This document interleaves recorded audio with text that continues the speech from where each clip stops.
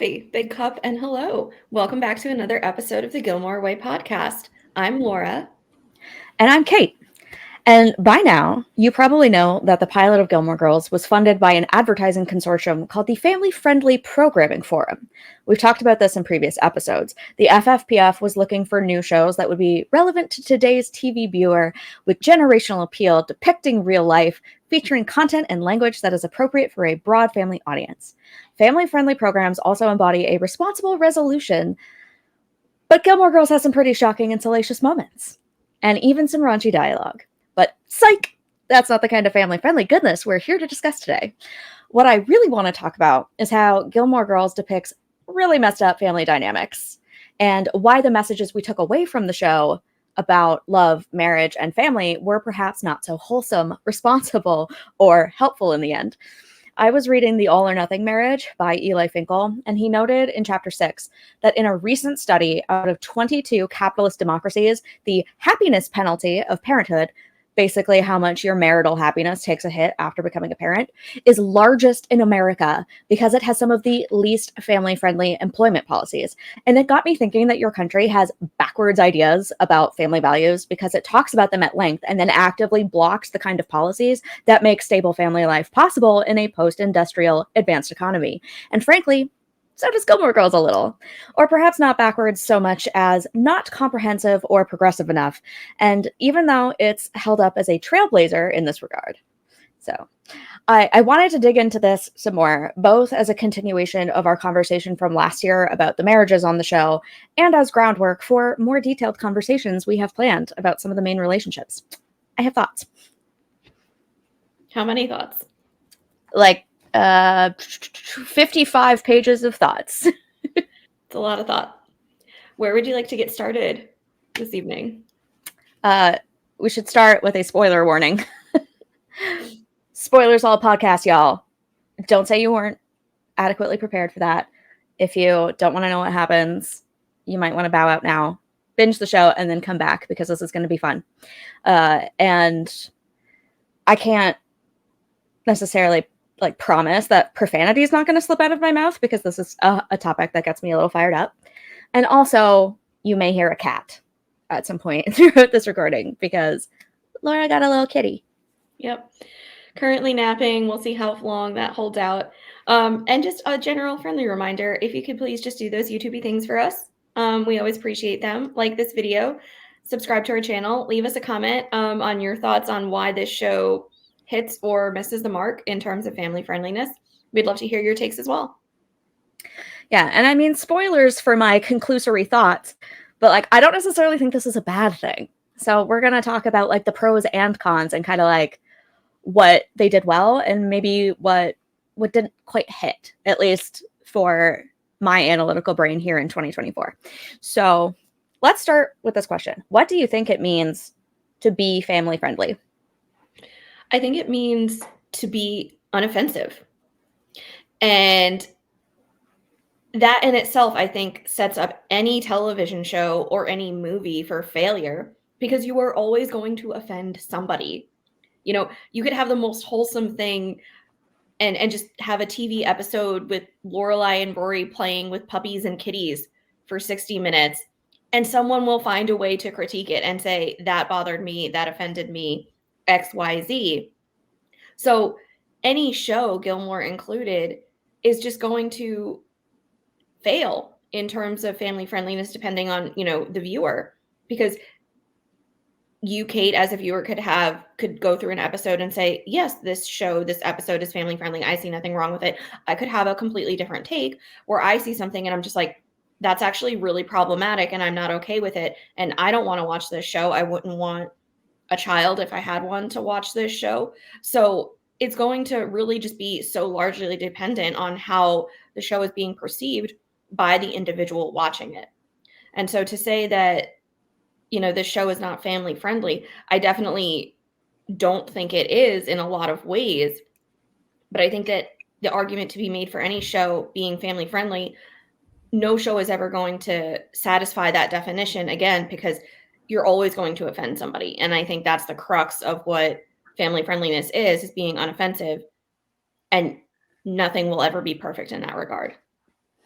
Yeah. I mean, that's certainly one way to interpret. I think that's sort of the classical, what we think of when we think family friendly is, no profanity, appropriate topics, doesn't explicitly portray sex or violence or any of those things we typically consider to be inappropriate for children, especially, or impressionable minds of any sort. And this title is almost clickbait, not quite clickbait, but like my interpretation of family friendliness is a little bit broader than that. And that's kind of where I wanted to take this conversation because, again, reading a lot of books about like marriage and relationships and all that kind of stuff lately has really got me thinking about these things. And it got me thinking about how America, especially like your particular version of Western white liberalism there in the United States of America, just has some really, really strange ideas maybe about what family is, what it can mean, what it does mean, how it's portrayed on television, all of those things. And so like just going back to like a very basic definition for me, family friendly, at least as I'm thinking about it in relation to this topic, would be a show that has a strong emphasis on your traditional family values, which for the US is very much like a nuclear family, child rearing environment composed of a mother, a father, and their biological children, nominally biological children. Dad goes to work, mom's a homemaker. You're sort of like Donna Reed, leave it to Beaver. Yeah, like that to me screams family friendly. And that's, I think, where Gilmore starts to depart, is even in that episode where they try to deconstruct Donna Reed. And, we might have to have a whole episode on just that episode. We've talked about it in the past, and it still eludes us exactly what they're trying to do with that episode. But like, that's what comes into my mind when I think of family values. And so, even if you just go to Wikipedia and look at their definition for this, one of the things it says is the moral and ethical principles traditionally upheld and passed on within a family as fidelity, honesty, truth, and faith. Faith, interesting enough. Pretty much for you guys, Christianity. Let's be real. Christianity. As if nothing else exists. As if the United States is not a cultural melting pot. So there's that. Or, values of a traditional or conservative kind, which are held to promote the sound functioning of society, of the family, and to strengthen the fabric of society. And, it just makes me think, why do we assume that conservative values are the only ones that can promote the sound functioning of a family and strengthen the fabric of society? I think strengthening the fabric of society will accomplish that better. Like, instill a sense of civic duty and participation beyond just periodic voting, and fostering a sense of kinship with our fellow human beings, instead of just, going off into our little like Stepford suburban houses. So these definitions of family values, I think, are too narrow, and it excludes like a huge swath of the population. Like, if you look at the numbers, most families in the United States are now non-traditional. And so to uphold this ideal as family values is extremely limiting. Yeah, I think there's definitely an argument to be made from a conservative standpoint to it. But I think there's also an argument to be made that we exclude people who are not upper class in this. Mm. And it even makes me think back now, like I'm just thinking of Big Little Lies. And how I feel like, the moms in that show and, essentially what are like, your California, like super stupidly wealthy wives living in beach houses just looked down even on Shailene Woodley's character in that, because it was just like she was raising her son by herself, living in a house that she was probably going paycheck to paycheck to make ends meet for. And so even for them, I think they were warm and embracing to her, but still just closetedly judgmental. And so I think from an upper class, middle class, lower class standpoint as well, there's definitely a lot of gray area in terms of what, the rich can perceive as family friendly as well. Yeah, that's an excellent point. I think there's an interesting economic angle to look at this from.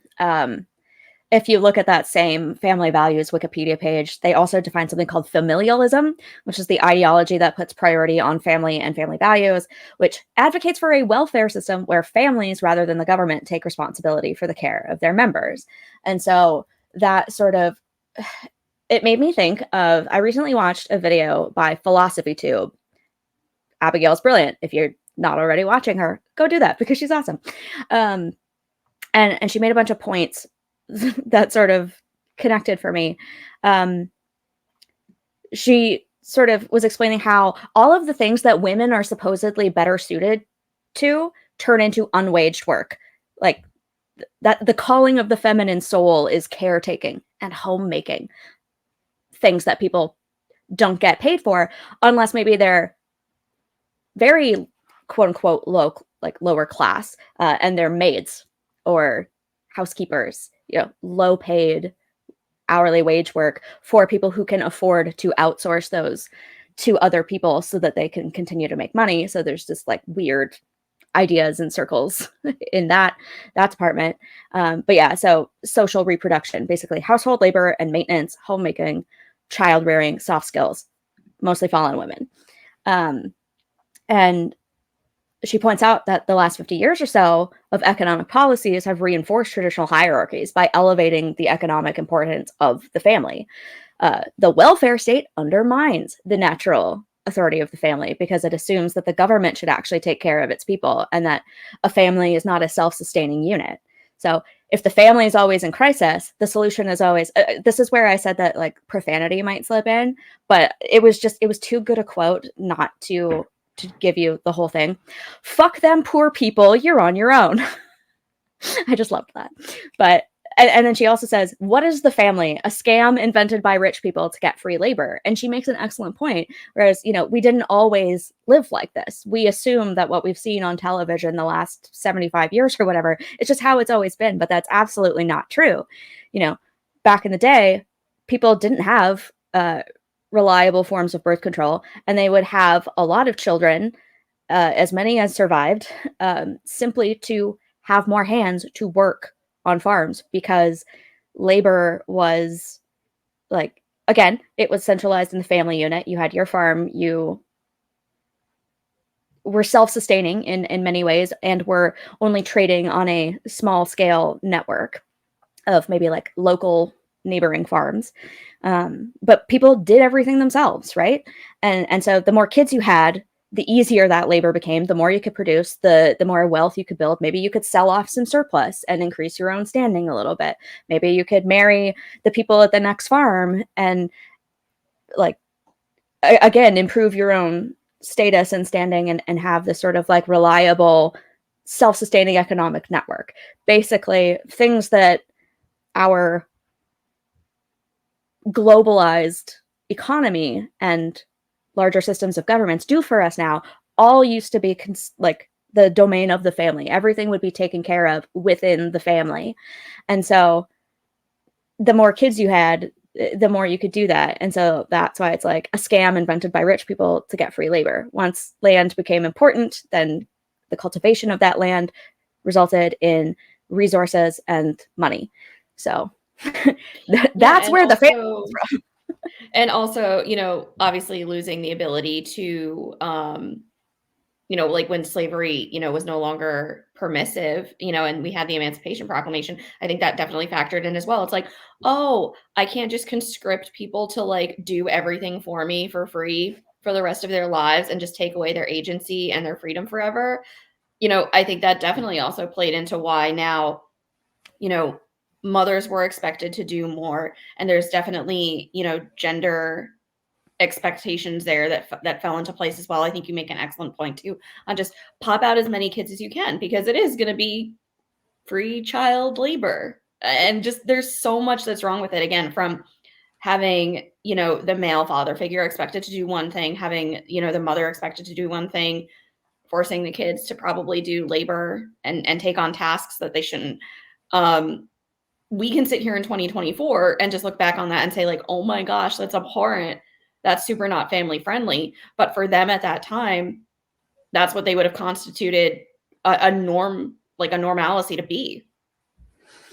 Yeah, exactly. That's an excellent point about slavery. It kind of feeds into the conversation as well. And, you know, if you want to control people, control who they marry, basically. That's a huge thing that even Gilmore contends with in the early 2000s.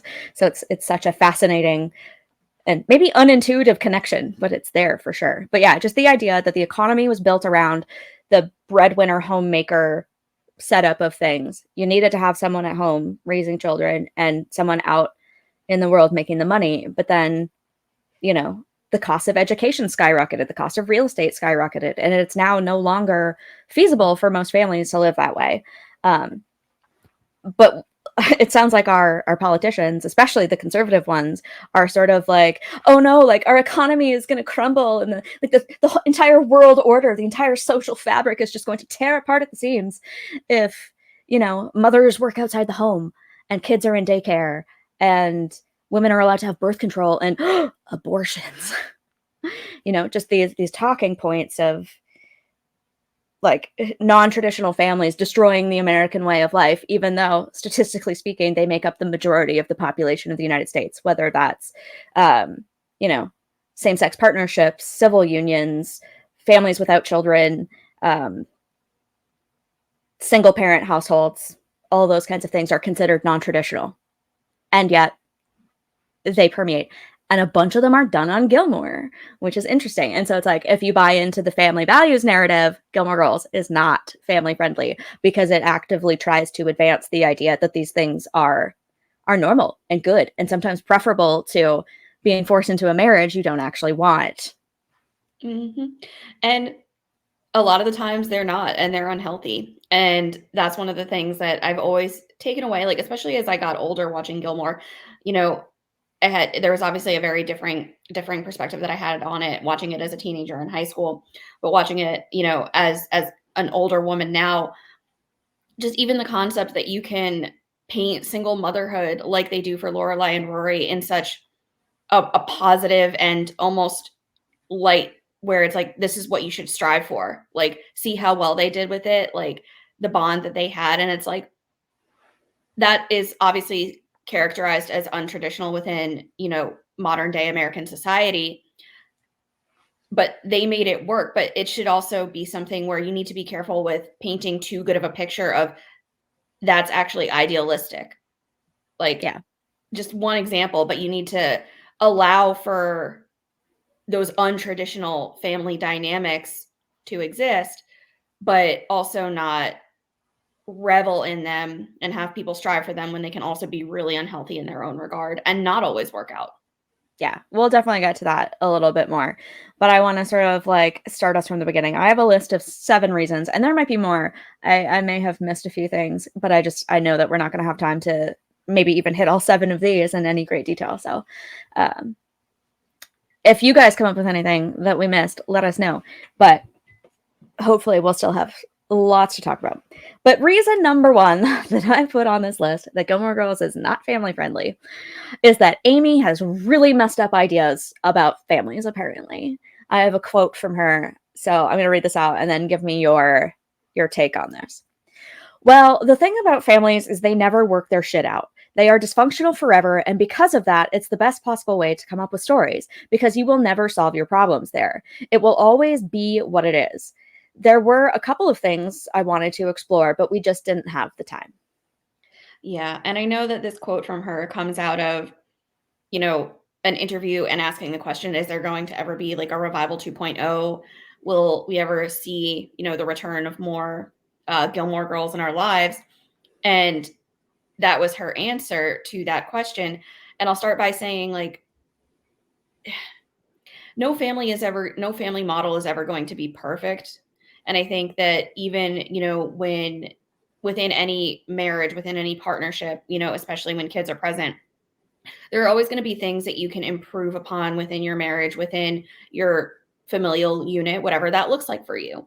It's never, I think, good to just allow for complacency when you can try and, you know, better your family in the sense of just allowing for more happiness and prosperity. and the support system that is in place for one another within that.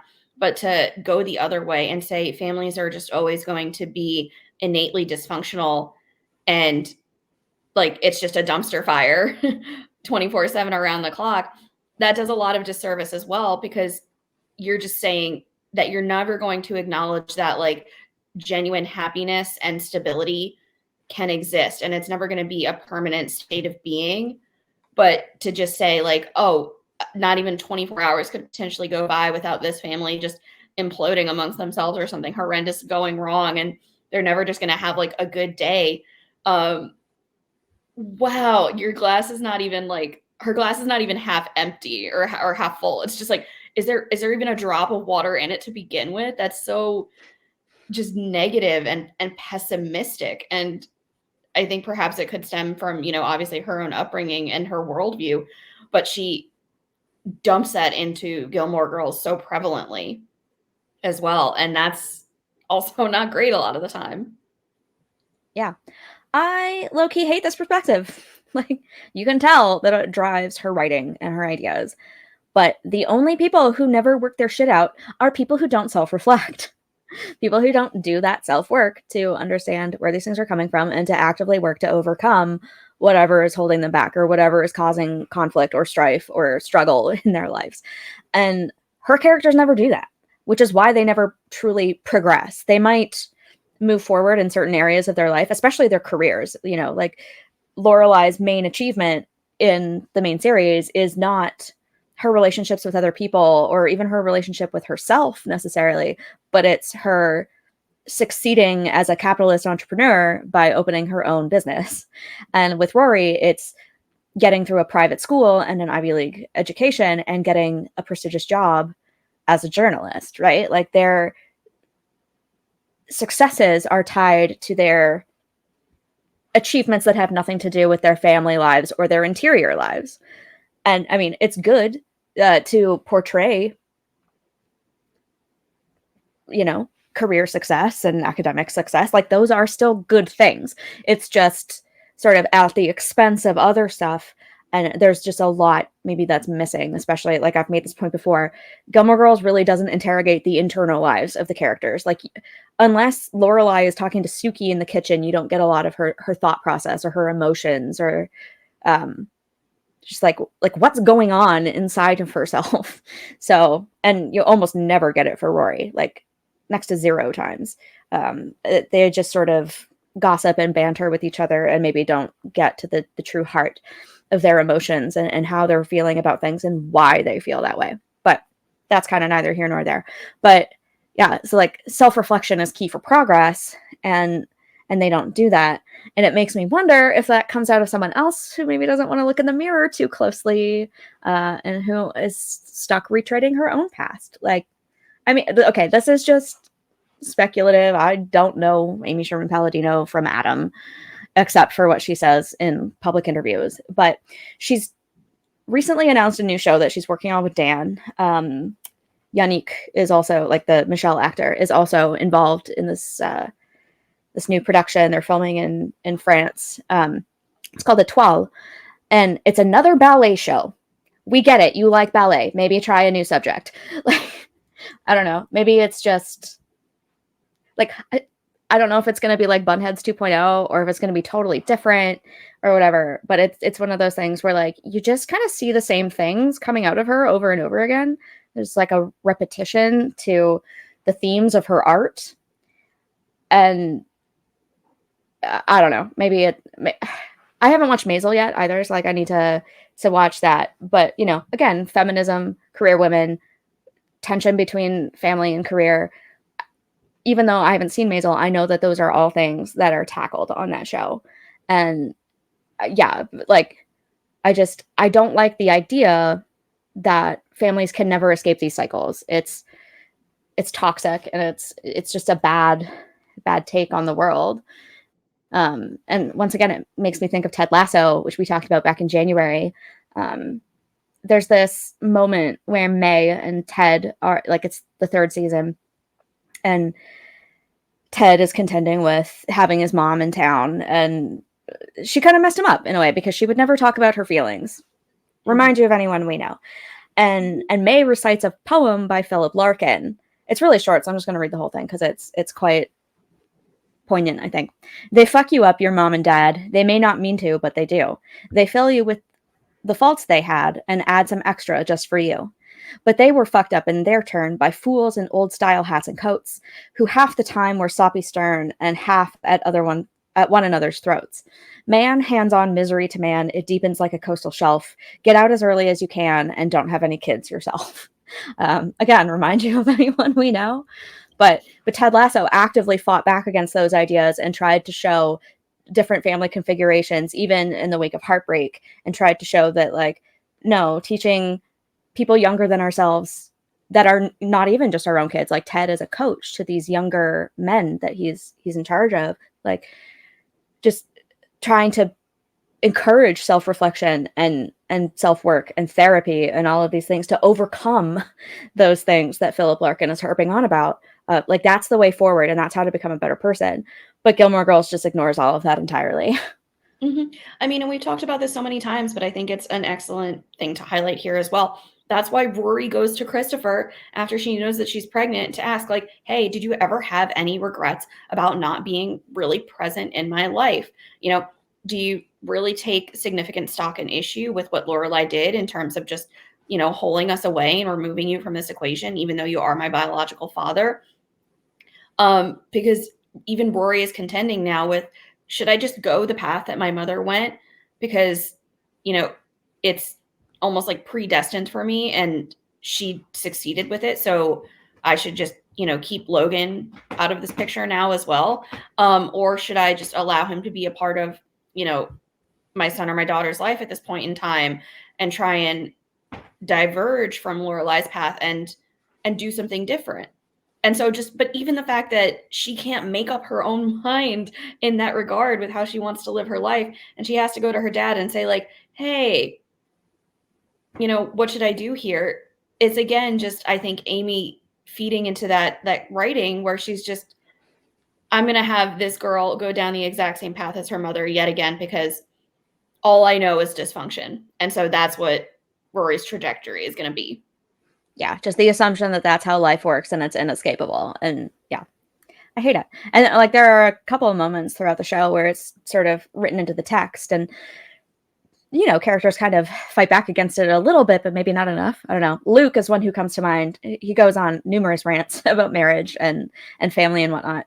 And I'm thinking of the scene in Family Matter in season 4 when Jess is back in town and Liz is there and all of that. And Luke says, families, I mean, they're just messes. It's like this spilled drink that just keeps spilling and you got to keep cleaning it up and you scrub and you just can't get the stain up. Show me a happy family, just one. Didn't that Tolstoy guy say something about happy families? I'm tired of cleaning up messes. I'm tired of helping people who do nothing to help themselves. And then Lorelai's like, do the Hallmark people know about you? Because you're unnatural. Yeah, so, like, that Tolstoy quote, I think it's from Anna Karenina, actually, which is, one of the books Rory has Dean read in season 1. So that's kind of fitting. That book was such a prominent, like, plot point for her. But, each unhappy marriage is unhappy in its own way. And for most of human history, marriages have not been happy in the way that we see them or we think of them now. And, the other thing that stands out to me about Luke's rant is also that, like, I'm tired of helping people who won't help themselves. And that's very much like a conservative anti-welfare state talking point of, like, well, if we give people welfare, like, they'll just become lazy. They'll never work. They won't have any incentives to do anything. And I'm like, that vastly simplifies the human psyche and our need for meaning making and finding fulfillment in work or creation or art or any other number of valuable pursuits. And so, yeah, it's just, the whole thing reeks of almost like a self-insert belief of families being just, again, a stain you can't get up. Like, it's just this, like, blight on your life that you cannot ignore because it's like red wine on your white carpet, Yeah. But let's be pro-family and everything's going to be great. But then you just, exhibit that narrative for years and years and years, even going into the revival. It's just, she contradicts herself. She's very She really hypocritical. Yeah. And like by all accounts, it seems like she came from a pretty happy family. Like she's an only child, so she doesn't seem to have sibling drama. She's very fond of her dad. Apparently, a lot of her dad and like his life was inspiration to her for Maisel. She seems to have a good relationship with her mom. She makes a number of appearances, like guest appearances, as background characters for Gilmore Girls. She doesn't have kids of her own. She's got like a long-running, seemingly happy marriage, and yet she kind of craps all over these things. It's so weird to me. I'll never quite understand it. And like, I want to believe it's social commentary and that she's doing these things to get us to ask these questions and to not take everything at face value. I'm really like trying to give it that charitable interpretation. But let's move on to reason number 2. It says nothing about the systemic issues facing families. Again, it's very much the conservative bootstraps narrative, and like it starts out with a homeless single mother, basically. It skips over all of the hardship experienced by a young woman who gave up her biological family and the only home she's ever known because of white upper class oppression and emotional abuse and neglect. And yeah, so she's essentially homeless with a young child until the charity of a stranger allowed them a roof over their head and some basic income, like for her to work as a maid and for them to live for free. It didn't show any of their family life together when Rory was young and how hard that was. Yeah, I mean, they were living in a shed with no plumbing. Come on, folks. Like, and it was like just the no plumbing thing also gets me because it wasn't like, this is Lorelai and Rory in like the 1800s where like, outhouses are actually common. Like this was only going back like a couple of decades and they still just, had to have that be their reality. I wish we would have seen even like just more flashbacks, not necessarily a full-on emphasis on it, but just flashbacks of what their life was living in that shed and how hard it must have been for Lorelai to just make ends meet and put food on the table. What that must have been like for Rory, especially once she starts going to school, seeing that like all of these kids have these privileges that she just has not known as of this moment in time. Showcase that more as opposed to just saying like, yeah, it was hard for them those first few years, but then she saved up and bought this like super swank Connecticut house and now they're golden. Yeah, it's true. It like just by glossing over it, it makes it seem, like you said earlier, idyllic, basically. It makes it seem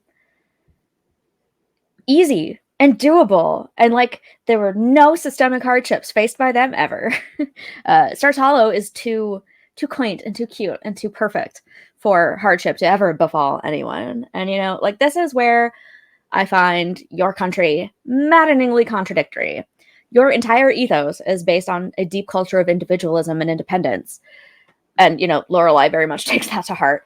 And yet you tout the importance of the family as the main social and economic unit, all the while doing very little to help individuals or families. Like, Lorelai tries to take all this on by herself. She and Rory are a little family unit.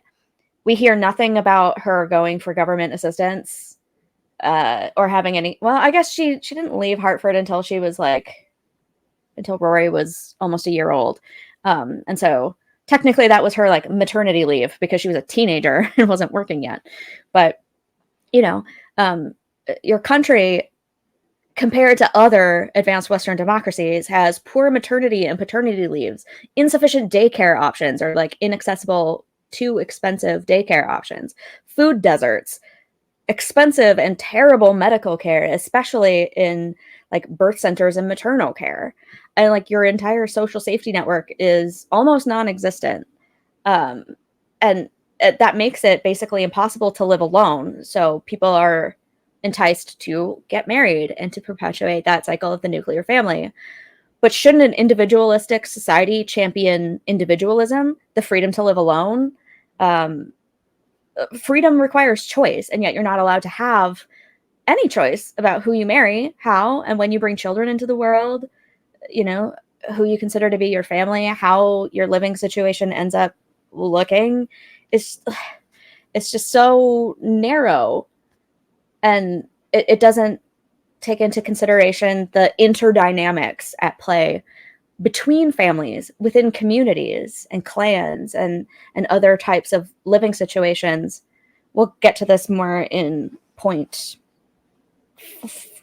5 about how like this Western ideal is all that's ever portrayed on the show, and how it does a bad job of sort of like examining the fact that other things exist. But yeah, it's just your whole ethos is just sort of like internally contradictory. Mm-hmm.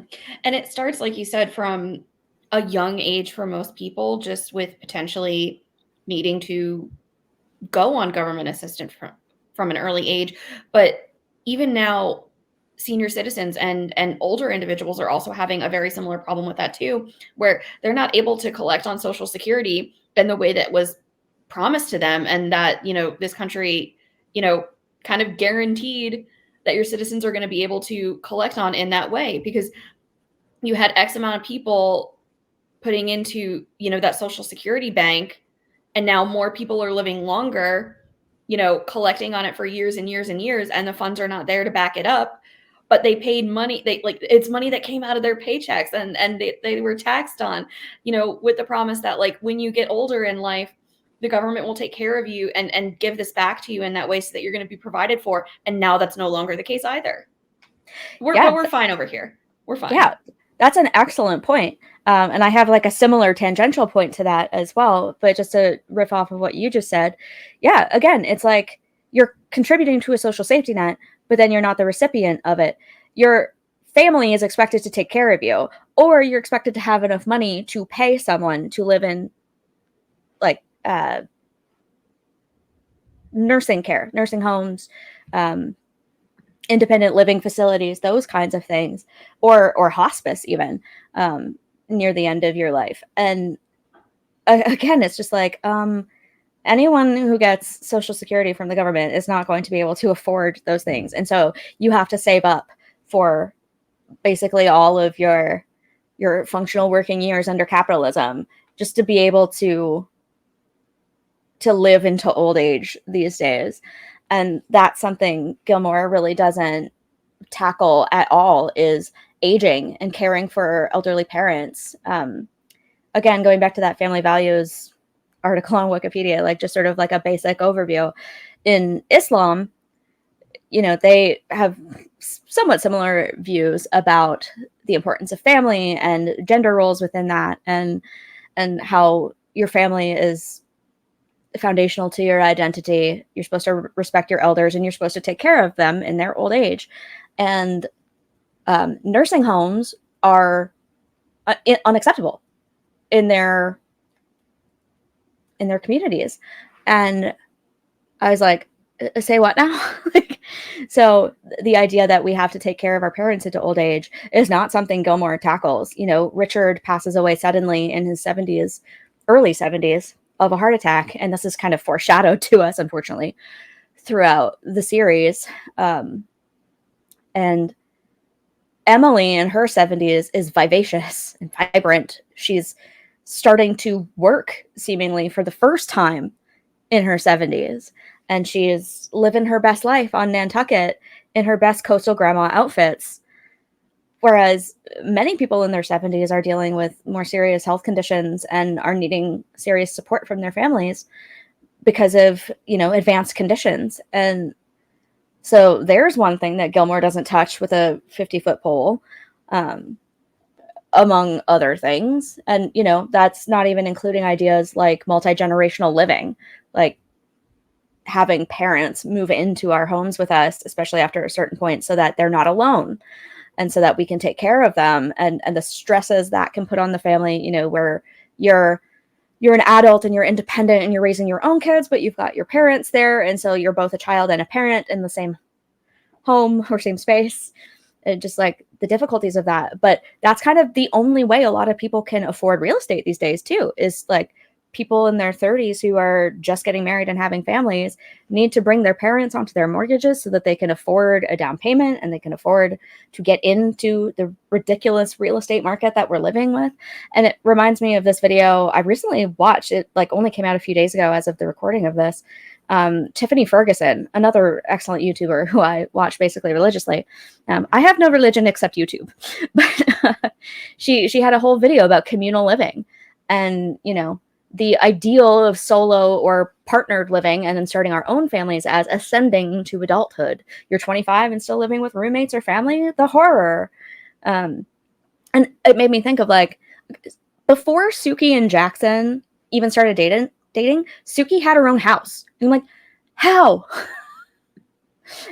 She doesn't need a whole home. And yet she's got this single family detached property in Stars Hollow. And it's like, I think part of the reason we like Gilmore Girls so much is it feels like a fantasy world that doesn't exist. Because nobody can do that anymore. But like there's stigma of living with others, and the suburbs is a land of hyper individualism and nuclear families. The American dream is the heteronormative nuclear family, the straight white couple, 2.5 kids, dog, white picket fence.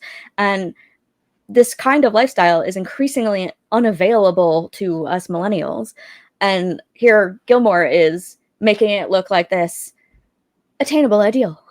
And it's interesting too, because I feel like in those scenarios where it's like, oh, parents have to live with their parents while they're raising their own children because that's all they can afford, I feel like Emily would have been the first person to look down on that and be like, oh, that house has like 4 kids living in it, 2 parents, 2 grandparents. It's a house with like 8 or 9 in it. Like, what a zoo. Don't they realize how unhealthy that is? And be the first one to like critique it and judge it.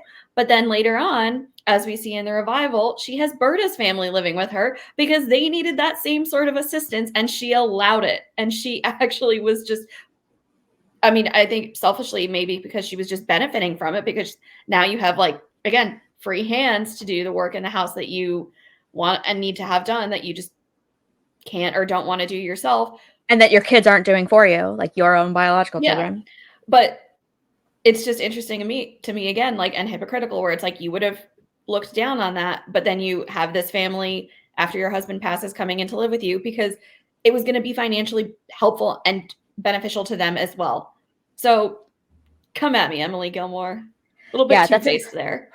That's an interesting thing I didn't even think of. I was more thinking of like the only examples we get that are even close to Lorelai taking care of her aging parents is when she helps out Emily after her botched LASIK, which has nothing to do with her aging except maybe the deterioration of her eyesight. But, you know, just sort of driving her around town to her many errands.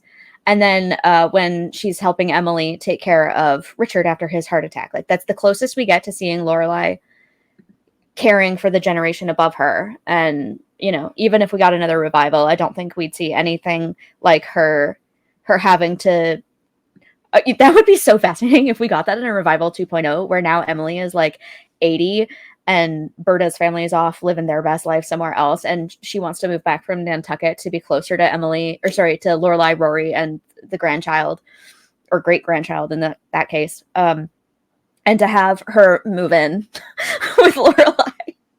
Could you imagine the shenanigans? I need it so bad. The hijinks that would ensue. I know you are listening to this. Again. Yeah. If you didn't click off from me shit talking you earlier and you're still listening, give it to us, please. Yep. Because we're critiquing you, but we also love you and appreciate you. Yeah. Please and thank you. Exactly. You know, 2 things can be true at once. We can hold contradictory opinions about people and not write them off entirely. But yeah, and the other thing that Tiffany mentioned in her video was apparently this concept called munes, where a bunch of single mothers will band together and they will co-live and will share responsibilities, bills, childcare. And it's like, I've never heard of people doing that in the Western world, but non-white families have been doing that for centuries. And so it's just sort of like, again, this very narrow, limited view of the hyper individualism of the suburbs and like how isolated families are from each other, that this feels like a revolutionary concept that's actually thousands of years old. Mm-hmm. But, you know, until now, apparently in the West, single mothers have usually just been expected to suffer or remarry and start a new nuclear unit. And it, again, reminds me of Lorelai breaking down to Luke in The Incredible Sinking Lorelai's about how nice it would be to have a partner because she has too much to juggle, you know? Like, she's bought into this narrative that she has to be independent and that she can and should do everything herself. And she, despite the whole "it takes a village" aspect of Stars Hollow that we can see sometimes, everyone still very much is kind of doing their own thing and existing economically independent of other people. And they only come together to do stuff for the town. They don't do as much directly for each other. Like, people don't band together to raise the money for Lorelei to fix the termite issue in her house. She has to go to her mom, who needs to co-sign a loan for her. And so she's so bought into this narrative of gotta do it myself, that eventually the weight starts to press on her. And she's like, my business partner has a husband and a new child, and I'm over here drowning under all of the responsibilities I've taken on, and my emotional needs are not getting met. Boy, wouldn't it be nice to have a partner? Yeah, but that's also dangerous too, because you can't have that be your safety net and think that that's going to make things instantaneously better either. Like, there needs to be that level of independent, and have that streak, which Lorelei does, but she can't. And I think Emily does this too, just perpetuate this ideal that, like, oh, things would just be better if you had a husband to come home to. Yeah. Not necessarily. Gilmore does a pretty good job of interrogating that assumption, but it also does a bad job of, like, the opposite, if you will, in terms of, like, hey, there are other benefits to mature cohabitation with loving partners. It just sort of, again, glosses over that. We'll get to that in the next point. But yeah, to be clear, Gilmore does a good job with some things on this front in terms of, like, systemic issues facing families. Single mother households are all too real. Some dads are deadbeats. Families all too often have to end up in court to fight for their parental rights. Some parents are crappy and abusive. Some people do get married too young and don't work out. Some people get married and don't have kids. Some people get married and have kids really young, and it cuts them off from, phases of adult growth and independence before they're ready. And none of these things are untrue or bad or inherently problematic. I just happen to notice how Gilmore does all of them without really interrogating some of the deeper dynamics at play and asking questions about how and why things are this way and the more insidious impacts of them. A lot of the treatments are superficial, and, like, other shows do a better job at really breaking down the realities of these things. And so it's a little bit disappointing when writers you respect neglect to go any further with their analysis or their commentary about things that are very real problems for people. It feels like they're using these problems that they know little about because it's not from their own experience. They're using it as cheap drama without considering the very real implications and struggles that people go through. They just, like, ignore it entirely. Mm-hmm. And I think, again, that's one of the things that Amy was always really guilty of, is just wanting to create good and juicy television by having these dramatic moments comes up. I can't talk anymore. These moments come up, but then just not diving deeper into, again, like you said, the how or the why of, well, why is this character struggling in this way? What exactly would it take for them to get through it? We'll just cut to the next scene where it's like, oh, someone cut a check. Now we're fine. Yeah. Thank you exactly. for the glossy paint, Amy. Just, we'll see you next week. The Deus Ex Machina of the angel investor happens so many times in the show, and it's maddening because that's not the reality for most people.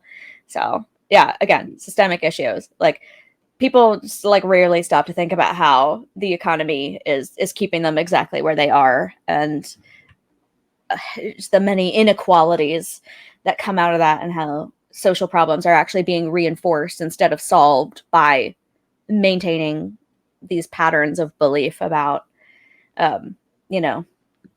capitalist independence and all of that kind of stuff. It's very much not the whole story. Take it from a political science major. But yeah, point number 3. Gilmore Girls feels kind of anti-marriage. How Discuss. how dare you? How dare you? How very dare I? How dare you? It's not like one of the first, glimpses that we ever get into Lorelai's early life is her parents just being like, "Hey, marry the guy that knocked you up." And her having to just immediately buck that ideal and be like, "No, because I'm, not even out of high school yet. I don't want to saddle myself to, the father of my child just because that's what's going to make, our two families look good and try and like save face from this like scandal of this teenage pregnancy." And so good on, teenage Lorelai for just being like, I'm not going to, in her mind, I think she would have considered it like throw my life away and give up on a future that I want right now just because I'm still going to move forward and have this kid, but it doesn't mean that I need to get married or, even have any continued communication or, I guess presence in Christopher's life. I think that was a little bit detrimental because, for her to just, yank the chains away and pull out the, rug from under Christopher's feet in that regard when I think he would have stepped up is wrong. But just on the whole, for her to just have, the maturity and the agency at that point to just be like, I'm not going to get married. And Strobe, Francine, Emily, Richard, you can, crap all over me day in, day out for that decision, but it's mine to make and I'm going to make it. Yeah, all excellent points. Linny, that's her. I was like, what's Melora Hardin's character's name again? Linny, at the end of season 6, points out to Lorelai that to her, marriage feels like a solution to a problem. And I think that sticks with her. So she thinks she doesn't have any problems and therefore she doesn't need marriage to solve those problems. And it sort of ignores the other possibilities of marriage, I think. And that's part of why we see her struggling in her dating life and getting engaged to Max, who she was not compatible with at all. And later why we see her marry Chris very furtively, very like she needs to be coaxed into it. She doesn't want to have a big public wedding, which to me paints elopement kind of in a bad light. Like it makes it seem like they ran away to get married because they didn't want anybody to see it or didn't want anybody to be there, when in reality it was just them sort of acting impulsively in the romance of the moment. We'll get to that more when we talk about Lorelai and Chris in a couple of weeks. But yeah, it was sort of like this thing she was always very resistant to. And the way I think the show portrayed it is that like it's sort of anti-marriage in the sense of showing how a resistance to marriage is a sign of personal insecurity in relationships and a desire not to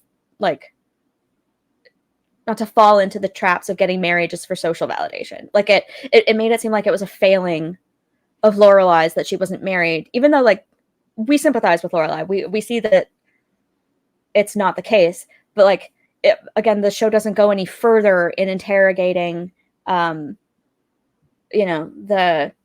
idea of marriage for social validation. It just sort of, it even brings it back around in the revival when Emily and Lorelai are in therapy and she's like, you're not married, you're roommates, you're bosom buddies. Like, why won't you get married? And Lorelai's like, I just don't do things the way my mother does. It's viewed as a social negative that Lorelai is not married to Luke. And we're okay with it because, we would rather her have a functional relationship that's not a marriage than to be pressured into it. And it's like, I think it is a legitimate goal to portray these alternate living scenarios and relationship configurations, like to portray them in a good light and to show what it looks like to have two adults peacefully cohabiting without marriage. But so in that sense, maybe like it's anti-marriage in a good way. It's saying don't get married just to solve a problem and don't get married just because you think you have to. and don't get married because your parents told you to. So that is the positive side. Hey, can you just take everything that you said and tell that to Logan Huntsberger? Thank you and good night. That's exactly what I want. I want Logan to be like, should I even be doing this? We'll get to that more in the future as well. And we talked about that in our cheating episodes as well. So go back and listen to those.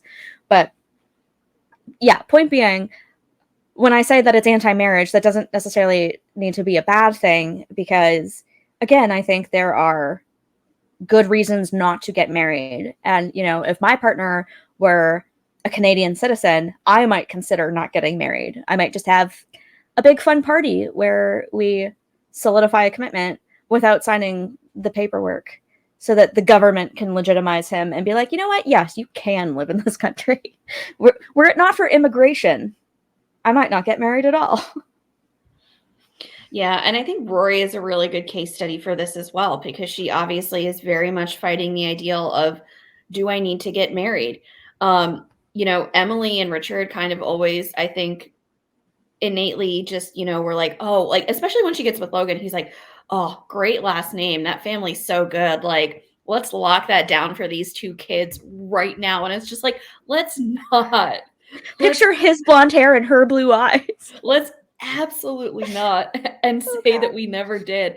But they're just like, instantly they light up like Christmas trees, where it's like, oh my gosh, she's gonna marry like a Huntsberger. Again, great last name. This is like a partner that we're gonna always approve of. It's gonna make us look so good. And I'm just like, I'm just like, oh, I want to throw up right now. And I think that's why it was so great, amongst other reasons. It's one of the reasons why I love Rory turning Logan down, because she was not ready to be married at that moment in her life. And that was her choice, and it was absolutely okay. And so I love that she said no, because that's not what I want right now. It doesn't mean there's love or care lost for you, but that's just not where I'm at. And good on her for just having that realization and making that choice. And if the situation had been reversed and it was Rory who proposed to Logan, and Logan was just like, I love you, but I'm not ready for that yet, I would be saying the same thing. Good on Logan. Rory needs to be going into marriage because it's genuinely what she wants and that she feels that she's ready for. And she was not at that moment in time. That always needs to be okay. Yeah, I mean, I'm of two minds about Rory and Logan. I think Rory's life might have gone very differently, and she might have actually been happier if she had married him, but she was only 22. And, the chances of a successful marriage when you're that young and you don't know yourself and you haven't spread your wings or experienced independence of a certain type, like, there's a chance that kind of marriage can fail later. Although having an education is one of those buttressing effects of, like, women who are college educated are less likely to get divorced by the 20-year mark. It's only like 22% as opposed to 60% of women with high school educations. I'm pretty sure that comes from All or Nothing Marriage. I hope I got those numbers right. But so, like, her intellect and her maturity and her education and all of these things can be protective factors against marital decline. But I'm not surprised that she wasn't ready to get married. I mean, she could have agreed to a long betrothal. That was always an option. But what got me about her turning down his proposal was that just a few episodes earlier in Hay Bell Maze, they're talking about, like, factoring each other into their futures. And then all of a sudden, it's this about face, this complete 180. And to me, it's a really messed up idea for Rory to have, that she can't be a wife and a career woman at the same time, and that marriage is basically a prison, and men will ruin your life. She acts like it would be the end of all of her autonomy and all of her career advancement and all of her options in life, when that's just not true. Like, she takes wedlock a little too seriously. She thinks she has to have all of these other experiences before she gets married, and that may not necessarily be the case. So, like, it doesn't have to come totally after maturation, economic independence, and cohabitation, the latter of which they've already done. I think it's kind of a case-by-case basis, and I don't think it would be a foregone conclusion for that couple in particular to get married young and then just break up and fall apart. So I think that, again, is part of why I put Gilmore feeling anti-marriage on this list, is because it seems like the two mains aren't allowed to pursue marriage for its own right. That it has to be something like an addendum to their life, only after everything else has been taken care of. And again, that's just not always necessary, and not necessarily realistic for a lot of people. And if you meet the person you want to spend your life with young, so be it. I mean, again, you have to have very clear eyes, and you have to have a certain level of maturity, and you have to have good communication skills and coping strategies, and maybe some premarital counseling and stuff. But like, it's totally possible to get married in your 20s and still be okay. And it's interesting because the other characters are allowed to get married early and have these nuclear families, and everything's hunky-dory. Look at Lane and Zach. They get married at 22, and by the revival, they're still trucking, and they've got their twins. Suki and Jackson are a happy pairing. I mean, they got married in their 30s, but, you know, at least 3 kids, you know, your typical traditional. They even live on a farm, for Christ's sake. You know, just these other characters are allowed to desire marriage as a goal, or to pursue it at a young age. But Lorelai and Rory are different. They're more independent, and that's better because it's more feminist. That's the vibe that I get from like the messaging and the way they talk about it on the show. Yeah, and it just paints the picture too that marriages are always going to fail. When, case in point, we see, like you just said, so many marriages that have not. But we're led to believe Lorelai and Rory just, you know, knee jerk against it because they're just so assuming of the fact, like, this is just never going to end well. So why even bother trying? And it's like, that's bleak. Like, I mean, you know, the divorce rate is what it is. It is a very prevalent thing. Not all marriages work out, but, you know, for Lorelai and Rory to take the stance of like, well, I can't get into it because the odds of success are just so stacked up against me. So why even try? And then having, again, your Gilmore Girls audience base see that, especially when like that's what you're spoon feeding to young, like predominantly young girls watching this show. Oh my gosh. Yeah, it's just too simplistic. It doesn't, like I said, interrogate the realities of it, and it just paints it with a broad brush. And yeah, I don't think it's the most helpful perspective that like men will hold you back and like you can never get married and all guys are the same, and it kind of feels that way sometimes. Like everything's a little samey and whatnot. But you said something about, I can't even remember what you said, but it reminded me of something else, and it reminded me that I have this quote down here. So another book I recently, I think I read it like years ago. It was in my Kindle library from like 2016. And I was like, did I ever actually finish this book? It's called Committed by a little known author named Elizabeth Gilbert. You know, nobody's ever read Eat, Pray, Love. But she wrote another book after that called Committed, which was about her exploring marriage because the Department of Homeland Security got involved with her relationship to the guy she calls Felipe. His real name is Jose, but she used a pseudonym for him throughout. And so she was just like trying to contend with her ideas about marriage in the wake of a brutal divorce and a lot of soul searching and just, you know, learning what marriage often means for people, or having these preconceived notions of what marriage means for people while she was traveling around Europe, Asia, East Asia, waiting for the government to let her partner back into the country. And so she brings up marital imbalance, basically. We have to start with the cold, ugly fact that marriage does not benefit women as much as it benefits men. I did not invent this fact, and I don't like saying it, but it's a sad truth, backed up by study after study. By contrast, marriage as an institution has always been terrifically beneficial for men. If you're a man, say the actuarial charts uncomfortable Chase Bradford flashbacks. The smartest decision you can possibly make for yourself, assuming you would like to lead a long, happy, healthy, prosperous existence, is to get married. Married men perform dazzlingly better in life than single men. Married men live longer than single men, accumulate more wealth than single men, are far less likely to die a violent death, report themselves to be much happier than single men, and they suffer less from alcoholism, drug addiction, and depression than do single men. Now I can't talk. What is this? Is this contagious?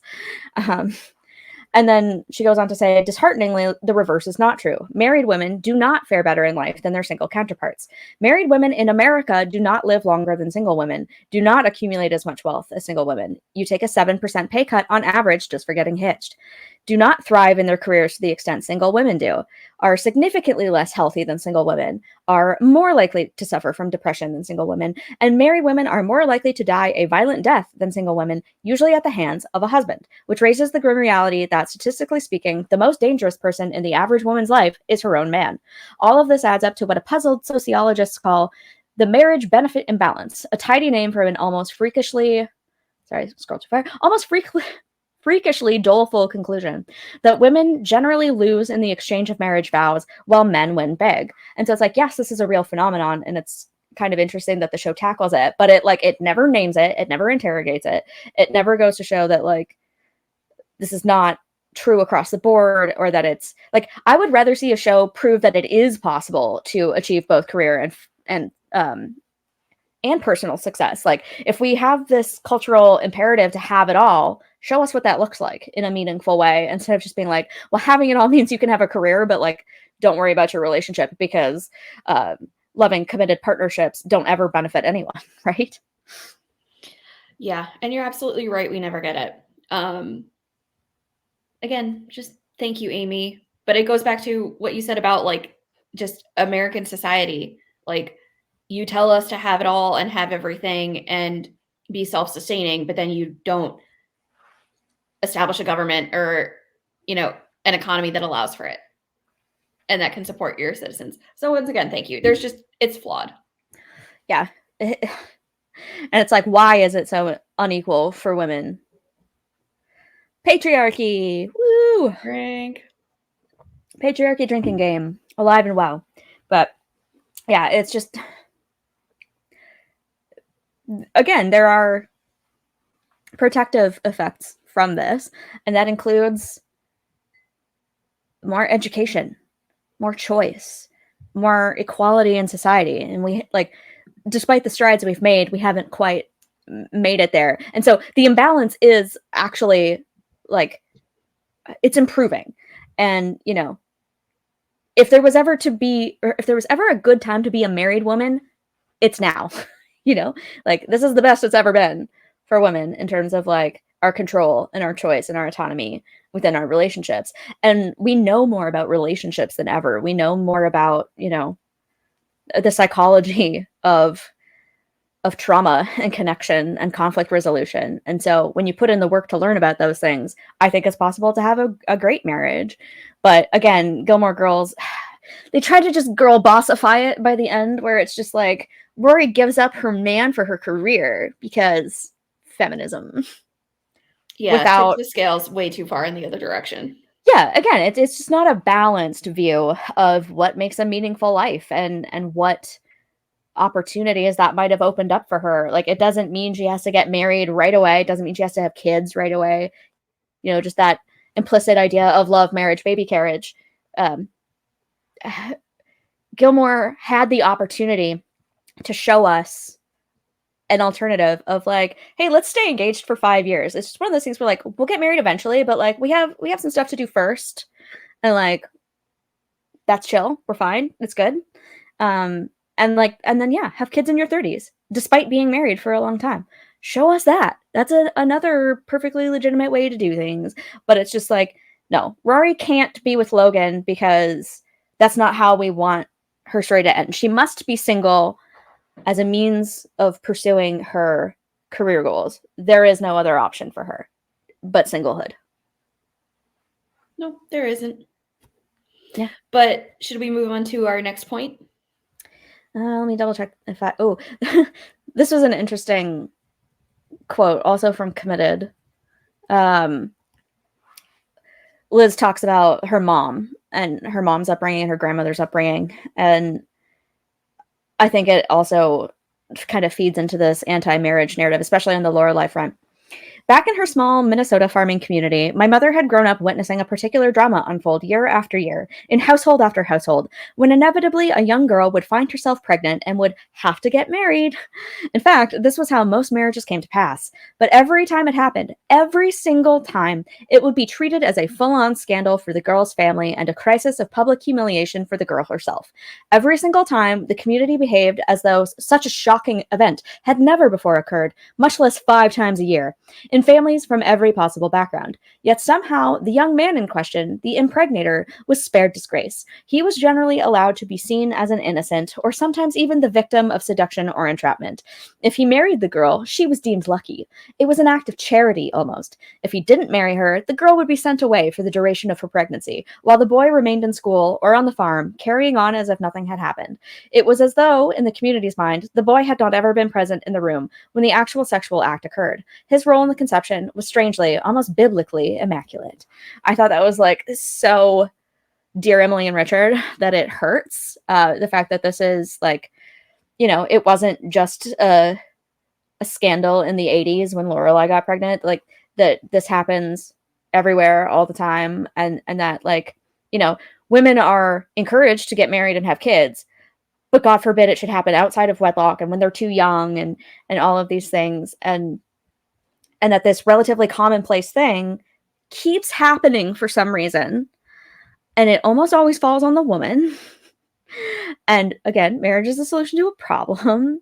And so I thought it was a great quote. I thought it showed connection to, you know, the wider world outside of Stars Hollow and outside of Hartford and Lorelei's experience, that this is a very common thing, that once again, the show, like, it's cool. I like the show is doing this because it's giving us window into teenage motherhood and all of that kind of stuff. But once again, it doesn't look at any of the social and historical rationales for this, besides just the fact that, like, Emily and Richard and Strobe and Francine are awful people. They just suck. And then one other fun thing that I thought was interesting was she mentioned that condoms were still illegal in Connecticut back when I'd been conceived. She was born July 1969, so like 68, 69. Condoms were still illegal in Connecticut.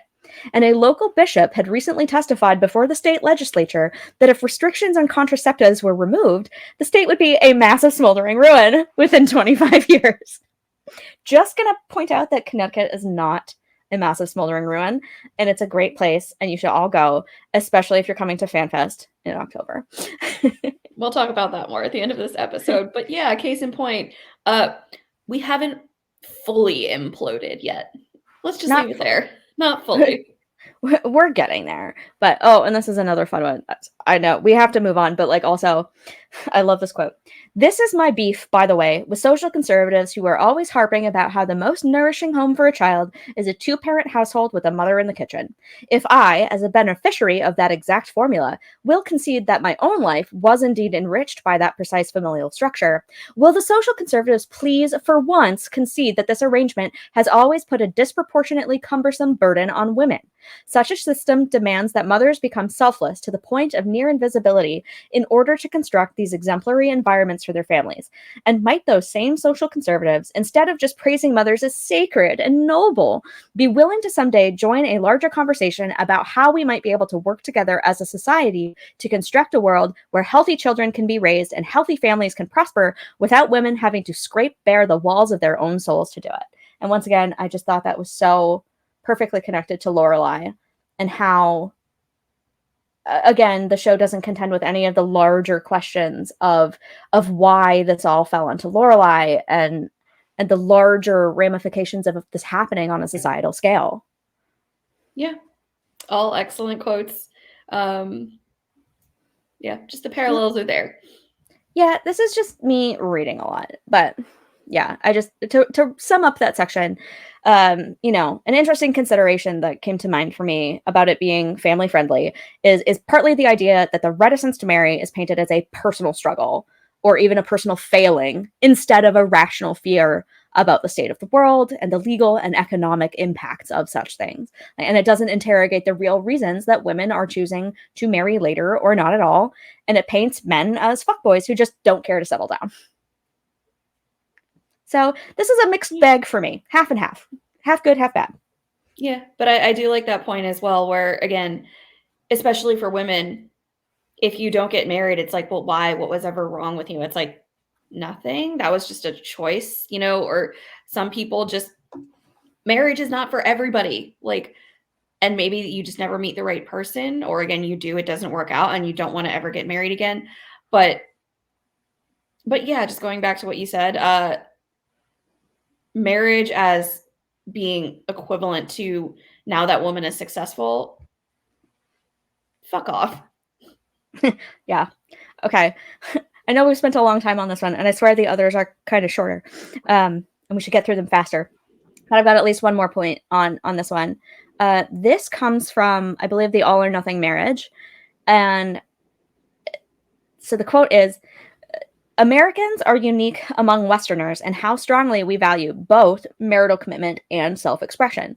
We tend to both marry and divorce at elevated rates, creating what the sociologist Andrew Cherlin calls the marriage go-round. And once again, it makes me think of Laureli, who's very much about self-expression and autonomy and being her own person, and how it seems that she thinks that those values are somehow antithetical to marriage, that she can't have a relationship and be her own person at the same time. And again, it's not so much, it's kind of a marriage go round because, she's about to marry Max and then it doesn't happen. And she's engaged to Luke and that doesn't happen. And she marries Chris and divorces him. And then she gets back together with Luke and they get married. And Lord knows how that will turn out long run for them. But yeah, just this idea that, we expect more out of marriage than ever.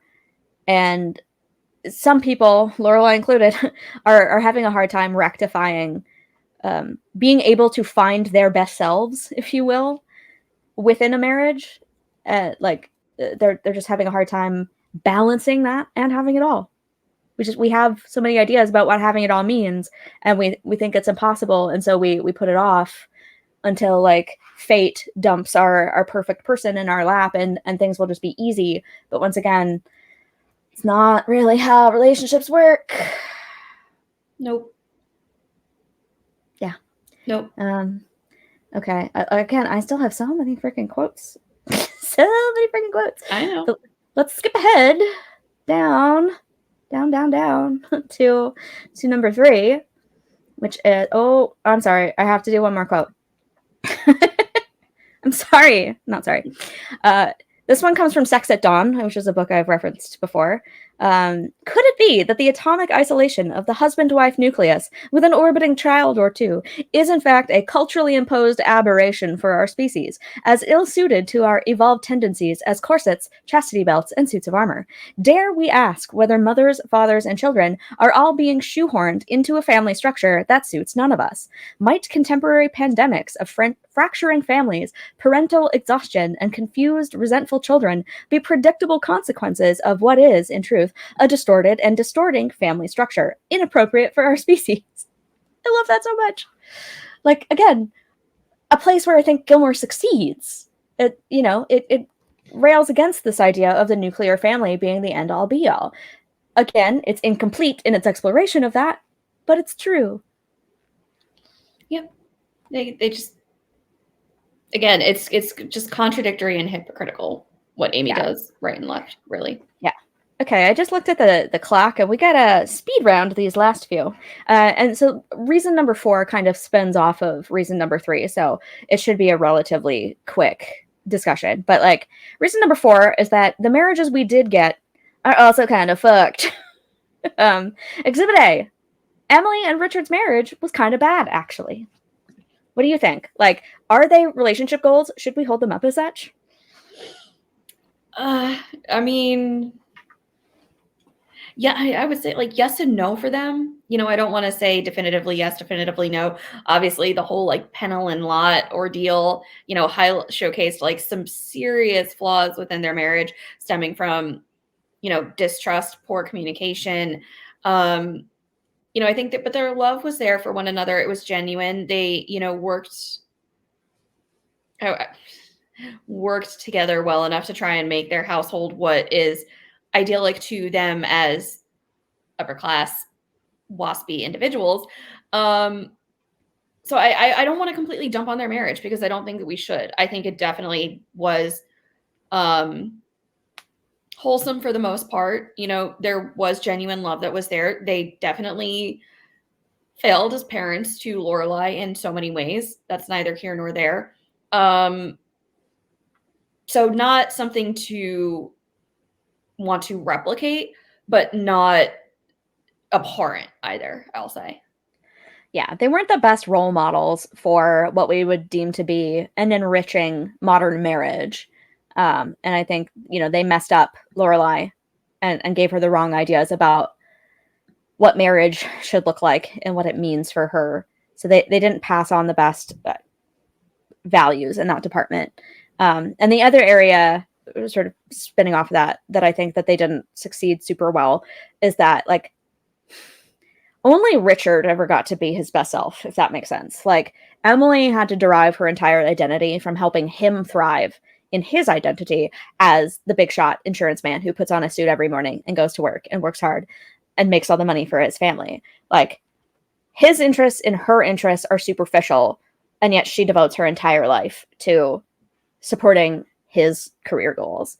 And her disenchantment with this is set up even by season 4. It's clear how much he lacks true respect for her, like, independent of him. He respects what she does for him, but doesn't always respect her boundaries, her space, her interests. He looks down upon her shopping and her DIR and just all these little barbs throughout the years. Yeah, and just going back to what you said before, I don't think Emily doesn't ever, live her best life, and you do you, Emily, until her marriage is non-existent anymore, but it's non-existent because her husband has passed. Yeah. Exhibit B, Suki and Jackson. Again, part of me thinks they're the best couple on the show, and the other part of me is like, learn to communicate. Also, again, we've brought it up before, but just the hysterectomy thing, like, no. Yeah, the forced vasectomy and the non-consensual pregnancy, we will get there. Really messed up. Like, just truly, truly abhorrent thing to do to someone, to make them pregnant against their will. So, but again, another topic for another time. Yeah. Exhibit C, Paris and Doyle. I just feel like it was, I feel like they were turned on within their relationship and their marriage just based off of like the intellect and how strong-willed they could be, and then trying to like almost one up each other in that regard. And like, it was a sustaining factor to the marriage because that's what made it exciting. But I think ultimately their marriage floundered again because they just never built it upon adequate like standing ground of what we need to just really sort of be successful. I think had they maybe put in a little more legwork, I actually think they're two people that like are just really good for one another and the compatibility is there. I just don't think they put enough work into making their marriage last. Yeah, with the time lapse between season 7 and the revival, we see them go from very in love and determined to be together to divorced because Doyle pursues something that Paris sees as inferior. And you would think that someone with as terrible a home life as Paris had growing up would want to give her kids something more and would work a little bit harder on that relationship for them, They don't address that at all. There's no talk of a slow breakdown of communication, drifting apart, attempts at couples therapy, none of it. It's just like, boom, my marriage is gone because my husband decided to become a screenwriter. Again, I don't think it gives it gives marriage the gravitas that it deserves, because at the end of the day, it's a legal commitment and essentially like a business transaction, and people take business way more seriously than their marriages. And it's just like, just letting it fall apart like this is not a good example for anyone. Mm-hmm. And last but not least, Exhibit D, Lane and Zach. getting married without resolving their underlying problems, and marrying quickly at the age of 22 before immediately jumping into parenthood. What? Yeah, I mean, and I think we've both agreed that, like, or at least two people that should have never been together. Amy has addressed this, that she has wanted more for Lane. We've talked about it numerous times, how she was curtailed. But again, it is really problematic to showcase these two people getting married, jumping right into parenthood, like you said, and then just having that be something where it's like, see, they made it work. But it's like, these were two people who were actually probably really wrong for one another. And I don't think their marriage was necessarily fully healthy all of the time, nor how they approached it with the level of immaturity that they both had, even just encountering like sex with each other for the first time. There's just a lot there that was just like, you really, like, they needed premarital counseling extensively before they ever did what they did. Yeah, again, we talked about this in the proposal episode, but they just skated over all of their problems and decided to get married because they wanted to be together and they wanted to have sex. And yeah, it just sort of perpetuates that whole traditional ideal of getting married young and having kids and doing that whole thing and being stuck in your hometown forever. And it's like, if you want to live in your hometown because you genuinely love it and you love the community and you want to be near family and friends, cool, good on you. But like, they just made it seem like Lane got stuck, which is less than she deserves. So we'll talk about that more when we talk about Lane in depth. But moving on, like, there's probably other good examples of bad marriages, but those are like the ones that stuck out to me. But anyway, moving on, number 5, it does a bad job at portraying anything that's not a heteronormative married or cohabiting relationship and anything that's sort of like non-Western. So there are no queer families, there are no adoptive families, there are no polyamorous co-living arrangements, nothing like that. No acknowledgement that kind of relationship even exists in the world. There might have been a joke about swinging at some point, I can't quite remember, but like maybe, but that's about it. And so it's like just the idea that the only way to be a family is to be mom, dad, married, kid. And it just really ignores some of the work. Well, I guess it's a bit more of a current modern thing, where we're talking about this more and starting to recognize the validity of it more. But in Esther Perel's book, State of Affairs, she points out that alternative renderings of relatedness are anything but frivolous. Contrary to the stereotypes of bored, immature, and commitment-phobic people engaging in a licentious romp, these experiments in living are built on thoughtful communication and careful consideration. It's part of a larger social movement to reimagine what constitutes a family. The lines once defined by blood and kinship are now being pushed out in all directions as people divorce, remarry, divorce again, cohabit, adopt, use donors and surrogates, and blend families. I guess the closest we got was the surrogacy clinic. But again, it was played for a joke and an uncomfortable one at that. But just the idea of a new type of community building, a flexible network of attachments, multiple parental figures in an attempt to counterbalance the isolation felt by so many modern couples trapped in the nuclear model. And something that's interesting to me that I learned in reading Marriage, A History by Stephanie Kuntz is that polygyny is the marriage type found in the most places at the most times of any other. So one man taking multiple wives is the most common family structure outside of the Western world and also through history. And yet, obviously it's illegal in most parts of the United States and Canada to have more than one wife, because we prioritize this like one man, one woman ideal. But it's like, if you want historical precedent, if you want tradition, shouldn't we legalize polygyny, bring back child brides, and decriminalize wife beating and marital R? Yeah. We might implode if all of that happened. And that's why we've gotten rid of these things. But like, again, these appeals to history and to nostalgia, like, oh, the 1950s was this like idyllic time that we should strive to go back to this traditional ideal of, man is the master of the household and his wife is submissive to him and she stays home and raises the kids. Like, people keep talking about, like, I mean, not to put too fine a point on it, but make America great again. When America was never really that great. You know, the 50s was just as difficult a time for the people living in it as it is today. The problems were different, but it was no better realistically than it is today. It's just like wildly sanitizing the past and idealizing it as it never was. Yeah, and it makes me think, like, 50 years from now, if the next generation is going to look back and just say, like, oh, we need to get back to what we were doing in, like, 2024. That was top tier. And it's like, no. Yeah.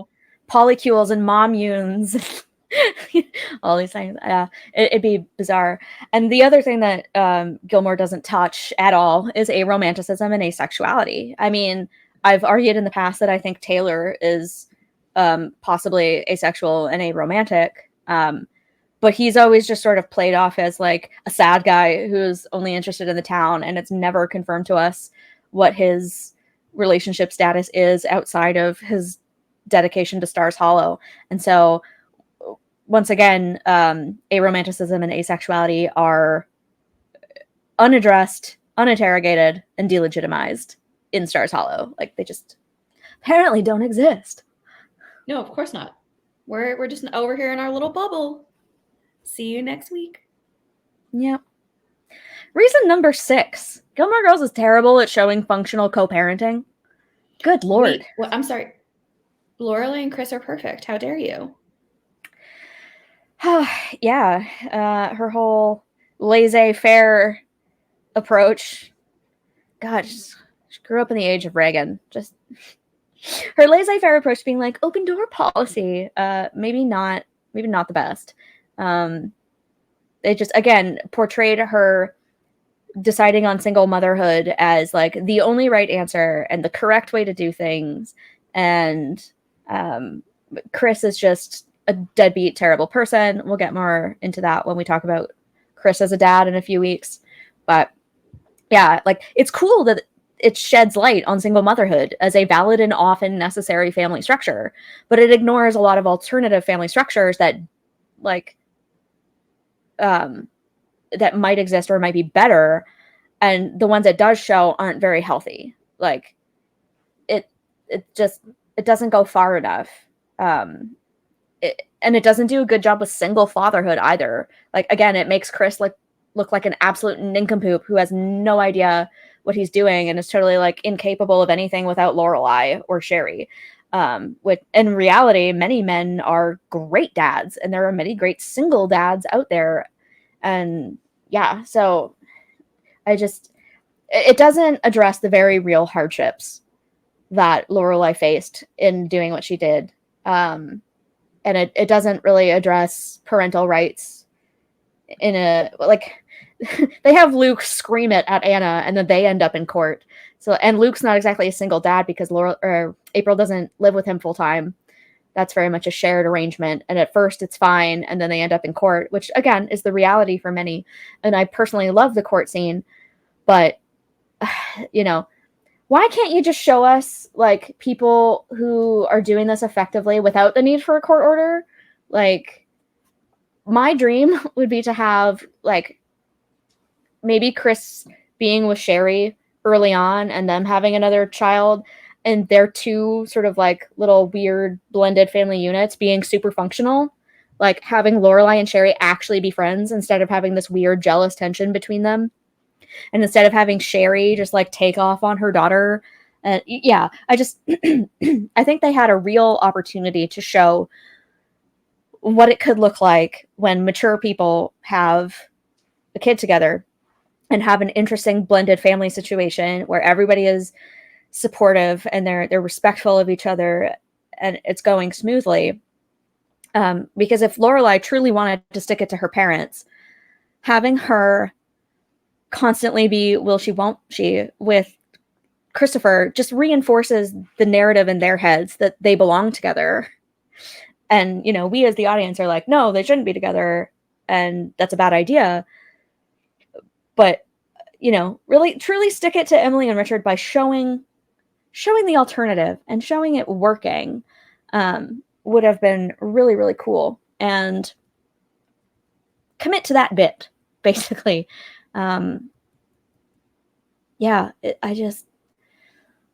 And it would have allowed us to have like a lot of interactions with characters who have never met, but who could now. Can you imagine like, you know, Gigi and Luke having more scenes together where she's just hanging out in the diner and he's like, you want some crayons? Like, I don't know what to do with you here.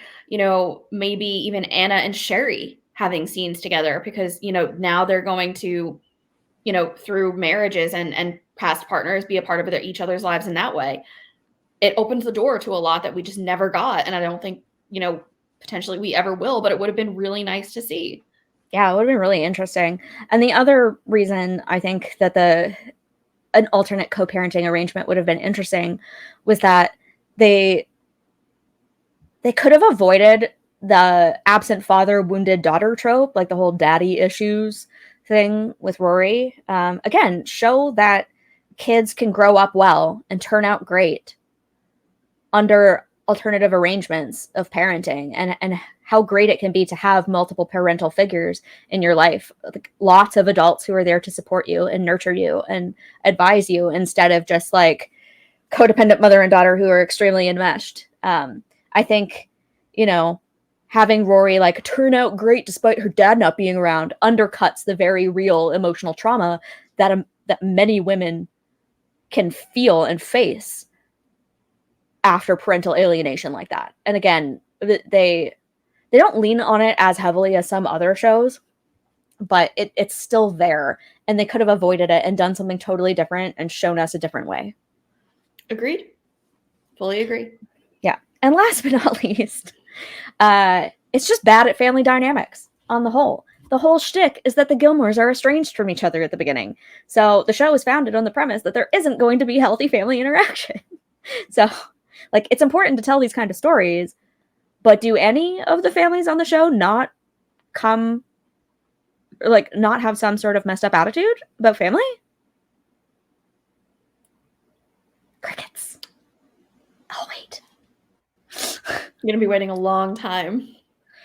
Exactly. Like, the Kims are borderline abusive to Lane, and her dad is not even a feature. Paris's family is awful. She's mostly raised by her nanny, criticized and neglected by her parents. Logan's family is completely deranged. Mm-hmm. Jason's family is cold, mean, and vindictive. Chris's family sucks so hard. Like, Luke struggles with Liz and Jess. They're troubled, and he feels the need to pick up the pieces all the time. The only functional family I think we see is like Dean's family. That's and scary. We get very little of them, and most people hate Clara. Like, the Dosies suck. The Gleasons kind of suck. Like, everybody sucks. The only good, like, happy families are like single moms and their daughters until the right guy happens to come around. Anna and April, Lorelei and Rory, Sasha and Lily, like, or Babette, Maury, and their cats. Like, Babette and Maury are held up as the ideal single family, or it's like single couple with cats, no kids. Oh, the Springsteens, they seem happy, but they're portrayed as super creepy, and the kids are on the conveyor belts, and they've got a scapegoat child. Like, not a healthy dynamic. That family, I'm sorry, they just make me cringe. I'm just gonna say that. And that was the point, like, to show this kind of like hunky-dory family where everybody loves each other. It's just like, it's portrayed on purpose as cringe. And everybody else on the show is portrayed as like some version of effed up. I just equate that family to like Helen Harris III. Yes. Excellent reference. Like, thank you. Put a quarter in the swear jar. Oh god, that's so good. Yeah, okay. That brings me to the end of my regular notes, but I had like one last question as sort of a wrap up for this. Is it ultimately a bad thing that the show is not family friendly? That it doesn't portray very many functional nuclear families and healthy relationships? What do you think? No, because it allows for conversation like this, and I think it's important to be able to critique it and say, like, listen, it misstepped. It didn't showcase a lot of what, families have going on now in this day and age. It's not always mom, dad, kids, financial stability. It's single parenthood. It's choosing not to be a parent. It's, having aunts, uncles, friends come in to, it takes a village to raise a child, sometimes from, even a financial investment standpoint that we see with the Gilmores. So no, I don't think it's bad that it was not family friendly, because it showcases, or at least it attempted to showcase, as well as Amy gave it to us, that it's not always, Leave It to Beaver and the Cleavers and, Donna Reed, going back to some of those 50s examples. And that's where, like, I think I won't tangentialize too much, but like, I Love Lucy was really groundbreaking in the 50s, because it's like Lucy, had the husband, had the kid, but also wanted to work and have a career path. And that was just like mind blowing for audiences in that decade to see and start accepting. So again, this is just my long-winded way of saying, like, no, I don't think it's a bad thing. I think it's a good thing, because we need to be having these conversations and being more open and compassionate to the realities of what so many families have going on right now, and that one family is not going to necessarily look like the other. Yeah. That's something I didn't even touch on. Child free by choice. Once again, something Gilmore doesn't seem to touch. Despite the fact that it sometimes feels anti-marriage, it also feels very pro-natalist, which we'll talk about more when we talk about pregnancy and childbirth and all that stuff. But it's like, there are no other options besides having children for a lot of the women on our show. So, like, everyone's a mom. They're all moms, eventually, in some capacity. And that's not a great portrayal either, especially considering the showrunner is a woman who is child-free by choice. Very shocking to me that that perspective is never explored at all. But yeah, I agree. It's not a bad thing.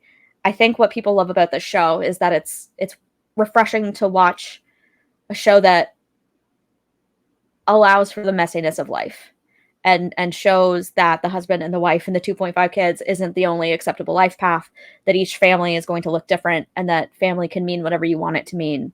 It takes a village, all that crap.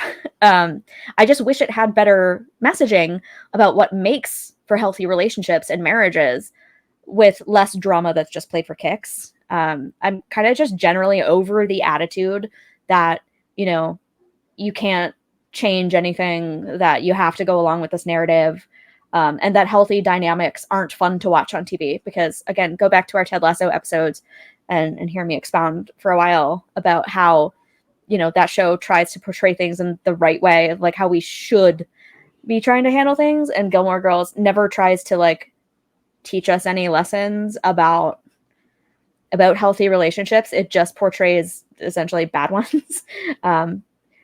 To varying degrees, obviously, but everything from codependence to outright abuse is portrayed on the show without a better way forward. And I don't love that. I want TV, again, what we consume informs so much of how we think and who we become. And so you made a good point earlier that this is a show predominantly watched by young women, and those women are now in their middle age and have families of their own, and maybe they learned something from the show and maybe they didn't. But the idea that that we just are stuck in the patterns of our parents, and that there's no growth or forward progression is just no. Just stop. Yep. Do better, Amy. Yeah. She says she doesn't do message shows, but like, everybody has a point of view. Everybody has a bias. You're allowed to advocate for the things that you think are good for the world, as long as they're not harmful. You know what I mean? Like, yeah. You don't have to take a neutral, detached stance on everything just to be edgy. You're allowed to portray positive, healthy interactions without being saccharine, basically. Yeah. Yeah. So that pretty much wraps us up for this episode. Yep. Finally. Yeah. You should know this by now. If you have, been following the Gilmore Way, we can talk about this show extensively. Don't be surprised. We can and we do. We hope you've enjoyed this conversation. Please go back and watch some of our old episodes as well. We just had some really amazing content on cheating and infidelity that I think is highly worth your time to go check out. Those were some really awesome conversations. But what else is going on within, the TGW universe that maybe you would like to or share to our audience about? Well, next up, we're talking about weddings. Last year, we talked all about the proposals on the show, and this time we're going to talk about weddings. We've talked about marriage as well. So if you haven't watched those episodes, go back and do that because there might be some references to things we've already talked about. But yeah, all of the weddings on the show, I went back and rewatched all the episodes with weddings in them recently, and I have thoughts, and I know you do too. Oh, yes, indeed. Come back and join us for that. Another thing that we are always going to be plugging now as it gets closer to the event itself is the Firelight event that took place last year in Algonquin, Maine, will be taking place this year in October in Guilford, Connecticut. We will include a link to the website for that event in the description below. Please consider buying a ticket to that event. If you love Gigi as much as we do, this is the weekend for you. You get to meet cast and crew, just have some really amazing new friendships develop. So please consider looking into that and coming to that event. We will be there and we would love to see you. Yeah, we will be there with bells on. Very excited already. So join us for that. Make sure you go back and check out all of our previous content. We also recently had a great conversation with Stan Zimmerman. Go back and check that out. Yeah, and just if you could do all those YouTube-y things before you leave, like, subscribe, comment, share with all of your other Gilmore fan friends. It really helps us out. It lets us know that you guys are into this. It keeps the motivation strong for us to keep going with this. Yeah, and we have more links in our description. You can email us if you'd like to get in touch that way. We have social media. Go follow us on Instagram. Yeah, reach out. We want to interact, and we're so thankful for everybody who's here and who's sticking around. We hope you enjoyed. And on that note, we'll see you next Friday for dinner. Have a good weekend. Bye.